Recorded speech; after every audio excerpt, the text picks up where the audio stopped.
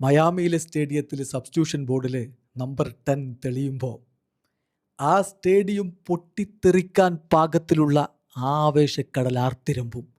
ലോകമെമ്പാടും ടി വിക്ക് മുന്നിൽ കാത്തിരിക്കുന്ന നെയ്മർ ആരാധകർ ആവേശാതിരേകത്താൽ തുള്ളിച്ചാടും. ആ നിമിഷം ഒന്ന് ഓർത്തു നോക്ക്, എന്തൊരു ആവേശമായിരിക്കും. നെയ്മർ ജൂനിയർ കളിക്കളത്തിലേക്ക് ഇന്ന് മടങ്ങി വരും. ഇന്നലെയും പ്രീ മാച്ച് പ്രസ് കോൺഫറൻസിൽ കാർലോ ആഞ്ചലോട്ടി വ്യക്തമാക്കിയ കാര്യമാണത്. നെയ്മർ റെഡിയാണ്, ഈ മത്സരത്തിന് റെഡിയാണ്. എത്ര മിനിറ്റ് കളിക്കും, 90 മിനിറ്റ് കളിക്കുമോ അതൊക്കെ വേറെ കാര്യം, അതിനുള്ള സാധ്യത കുറവാണെന്ന് എല്ലാവർക്കും അറിയാം. എത്ര മിനിറ്റ് കളിക്കും എന്ന് ചോദിച്ചപ്പോൾ കോച്ച് തമാശയാക്കി അതങ്ങ് ഒഴിവാക്കി വിടുകയാണ് ചെയ്തത്. എന്തായാലും ഇന്ന് നെയ്മർ ഇറങ്ങും എന്ന് തന്നെയാണ് നമ്മൾ പ്രതീക്ഷിക്കുന്നത്. അങ്ങനെ ഇറങ്ങുകയാണെങ്കിൽ നിങ്ങൾക്കറിയോ എത്ര കാലത്തെ കാത്തിരിപ്പാണ്. ഏറ്റവും ഒടുവിൽ നെയ്മർ ജൂനിയർ ബ്രസീലിനായി കളിച്ചത് 2023 ഒക്ടോബർ 17 ഉറുഗ്വായ്ക്കെതിരെയായിരുന്നു.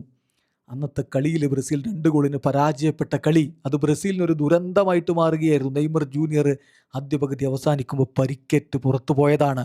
പിന്നീട് ഇന്നത്തെ ഈ ദിവസം വരെ ബ്രസീൽ ടീമിൻ്റെ മഞ്ഞക്കുപ്പായത്തിൽ നമ്മൾ അദ്ദേഹത്തെ കണ്ടിട്ടില്ല. കൃത്യമായ കണക്ക് പറഞ്ഞാൽ 981 ദിവസങ്ങൾക്ക് ശേഷം നെയ്മർ ജൂനിയർ ഇന്ന് ബ്രസീലിൻ്റെ മഞ്ഞക്കുപ്പായത്തിൽ ലോക ഫുട്ബോളിൻ്റെ ഏറ്റവും ഉന്നതമായ വേദിയിൽ പന്ത് തട്ടാനിറങ്ങും. മതി ആ 10 മിനിറ്റോ 15 മിനിറ്റോ എത്ര മിനിറ്റോ കളിക്കട്ടെ, കുറഞ്ഞ മിനിറ്റ് കളിച്ചാലും ഗോള് വന്നില്ലെങ്കിലും ആ മഞ്ഞക്കുപ്പായത്തിൽ അവനെ ഒന്ന് ആ കളത്തിൽ കാണാൻ കഴിഞ്ഞാൽ മതി.